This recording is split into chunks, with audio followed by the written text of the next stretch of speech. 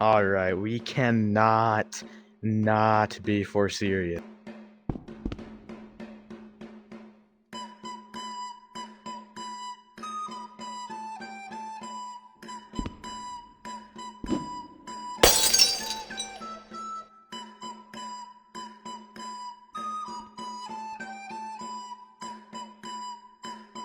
We cannot be for serious. Hello everybody and welcome back to Tutorial Log. This will be our second ever episode, and this is about the fourth time I've recorded this one. Anyways, I am the project manager over at Devlog. I am PlushUpWR, and today we will be going over void prevention. In case you're unfamiliar, void prevention is a system you can have in your rooms which will essentially make it so if a player glitches out your map or falls off the map or something similar, instead of just falling into the abyss, they will be safely teleported back onto the playing area. In case those words mean literally nothing to you, here is a demonstration of what we will be going over today. So basically, once your player glitches out of the map, instead of just falling into the abyss, this will happen. And it safely teleports them back up. The interesting thing about void prevention is that this is something I use in nearly all of my rooms here in Rec Room. I genuinely think this is such a useful tool for making good rooms that are high quality, and it's a good way to expect the worst whenever you're making your rooms. Anyways, let's get into it. Oh, right, and a new thing I'm super happy to announce is that if you do not want to follow along with a tutorial log video, you can now download the inventions of what we work on in these videos for free on my profile.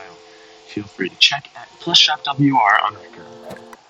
Anyways, to start out today's video, we will need our maker pen. You can get the maker pen in several different ways, but here are some of my favorites. Here on screen mode, you can hold the 4 key down, go down for camera, and then you can go to the side for maker pen. And you can grab it just like that. On all devices, you can click into your watch menu, you can go to home, click backpack, and then use on your maker pen. Or another thing you can do is click this favorite thing, so it has the orange star, and then on VR you can pull it out of your back, or on screen mode you can click the M key to pick up your maker pen. Also, on VR, you can hold down one of the face buttons on your controller, open that little quick menu, scroll down for settings, and then up to achieve your maker pen. No matter how you get it, it doesn't really affect today's tutorial. So what you're going to do is start out by pulling out your maker pen, go into your maker pen menu. For consistency, I will be turning on surface for my snapping setting, and then I will be going to the create tool. Next, what we're going to do is go down right here for palette. Then we're going to go over to the magnifying glass. This is the search menu, and we're going to search for event receiver. It should be right there, and I will place it over here. Next, you will go back into the palette of your maker pen and search for an if chip. I'll spawn it in right there. Finally, you will grab a respawn chip and then place that next to the if. Anyways, what we're going to do now is go into our tools menu of our maker pen, go to configure, and then configure the event receiver to update 1 Hz. Then what we'll be doing is going to the tools section, going to the connect tool, wiring that execution output into the if chip, and then the then output of the if chip into the input of the respawn chip. It should look something like that. Anyways, to explain what we've done here so far, is basically this event receiver update 1 Hz chip will essentially execute 1 time every single second in the room. And then this if is making sure that when it goes in here, it checks if this bool, or true or false, is false, of course, or obviously true. If it's true, it will output as the then, and if it's false, it will output as else. Anyways, we will need more chips, however, for the data side of things. Go back into your maker pen, click palette, and search for get local player. And then I will spawn that in over here. Next, what we'll be doing is going into our maker pen and searching for the get position chip, and spawning that in next to the get local player. Next, what we're going to grab is the vector 3 split, and then spawning that in right over here next to the get position. And then finally, searching for a less than or equal. Please note, however, you can use either the less than or less than or equal. chips. However, for consistency's sake, I usually go with less or equal. And I will spawn that in right here. Next, I'm just going to organize things a little bit by moving them farther apart. Next, what we're going to do is go into your Make Your Pen menu, click Connect, connecting the Get Local Player chip to the Get Position, and then connecting the Vector3 Split input to the Get Position output. Then we will hook up the Y of the Vector3 Split, putting it into the specifically A input of the less or equal, and then grabbing the bool or result and then inputting it into the if. Once you're done with that, it should look a little something like this. Then what you're going to do is go back into the Make Your Pen menu, click on Palette, and then the final chips we will be searching for is Vector component. This is a circuit component, but we will still be using it. So I'll spawn that in right here. Next, I'm going to go into the Move, put it on Surface, and then I'm going to align it with my other chips. One thing I cannot recommend enough about using circuit components, that it's an issue that I see a lot of newer circuiteers do that just really ticks me off, I don't know, is that the object boards stay attached to the circuit themselves. What I mean by this is, right now, just spawning it in, if I move the vector component, now this circuit moves with it, and if you want a cohesive system, you don't want it to do that. And there is actually a built-in fix for it. Go into your Make Your Pen, click Configure, configure the circuit attached to the object, and then go to attachment mode and set it to detached. And then once you do that, then you won't have to worry about just moving out of place ever again. Finally, we will need one more circuit, and that is going to the clone/flip, and then we will need another get position. Now, what we're going to do is go to the connect tool, wire the self output of the vector component circuit into the get position, and then making the position of the respawn. Next, we will be making the target of the respawn the local player, and then we will be making the rotation of the respawn the vector of the vector component.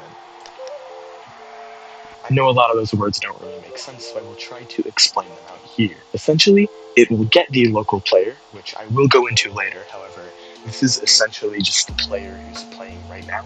It's different for everybody. For me, it would be me. For you, it would be you. For anyone else, it would be anyone else. You get the point. But anyways, it quite literally gets their position in the world as a direct coordinate, and then this Vector3 split will turn those Vector3 outputs into float outputs, or numbers. So basically you can extract the X value, the Y value, and the Z value all separately. Because we are doing void prevention, we will be specifically needing the Y, or vertical, coordinate, and then we will be checking if it is less or equal to something. And if it is, then it will respawn the player. However, it will need to respawn the player at a specific position. That's why we have the vector component. You can use essentially any circuit component, or just a direct Vector3 input for the position. However, for simplicity's sake, I just spawn in a vector component, which is essentially an arrow that you can move around however you want, and this is where our player will be respawning, and this is the direction they will be facing when they respawn. I personally like to go with welcome mats for this type of situation. However, if that is not something you're interested in doing, I recommend just going with the vector component. Essentially, we're getting the position of the vector component and telling this respawn chip to respawn us at the position of it. And then we are using the vector output, which is essentially the forward vector, which I do explain in my other tutorial. However, this is essentially the direction the arrow is facing. And then it tells this respawn chip that that is the rotation we want to go into. Anyways, we are missing one thing to the system, and that is making this not 0. What we're doing here is checking if this player is below 0. However, 0 is like the world floor, so basically that's just a giant invisible collision that your players can wander until the end of time. We don't want that, which is why it's very important that you move your map and all the content within it above whatever you make this value. I'll just look at our Y right now, and it is 7, so I will make the B less than that, because it needs to detect if the player falls outside of that 7. And then we'll detect if the player goes under the Y value of 5. And if they do, it will respawn them. Anyways, I think we should test this out really quick, just make sure everything's working correctly. And without further ado, wonderful! Right, so after checking that, we can now confirm that yes, this system does work. However, if you didn't understand some things along the way, I will now get into that. Anyways, in case some of those systems didn't really make sense to you, I will now go over a little bit of a better, more in-depth explanation. If these explanations do nothing for you, that's okay, because I also link some better tutorials on these specific factors in the description below. Anyways, I cooked up two little diagrams right here of what we have gone over in this tutorial. First, I'm going to start with this one, which is essentially an explanation of the local player. Obviously, in a multiplayer setting in Rec Room, you will have multiple players on different devices playing on different accounts in the same room instance. Let's say this one is... let's call this one Player 1, and let's call this one Player 2. So let's say Player 1 and Player 2 are now in the same room instance. Who is the local player in this scenario? Well, that is a trick question, because the local player is different for everybody. The local player is just whoever's playing on the device right now. For example, for Player 1, the local player would be Player 1. For Player 2, the local player would be Player 2. If that doesn't make sense, of course, I've linked another tutorial down below. However, that is essentially how it works. A synced player would be the same player for everybody. However, we're making sure we're using local player just so our system only has to worry about us and not a different player. That way, if we jump down, it will teleport us back and not some random person who never even fell in the first place.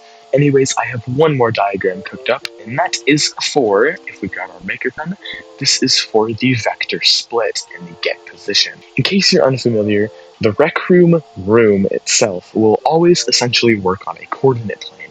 Basically, you have your vertical value, which is your y, and then you have your x and z values, which are horizontal yet perpendicular to each other. At y level 0, there is an invisible collision on the bottom of your floor that stretches out pretty much as far as your eye can see, and that is somewhere we don't want our players roaming. Because if a player joins in the room later than everyone else, and they're like looking around your beautiful room, and they're like, where is everyone else? And then it turns out everyone else is somewhere far in the corner. You don't really want that, which is why we're trying to keep them in the main play area.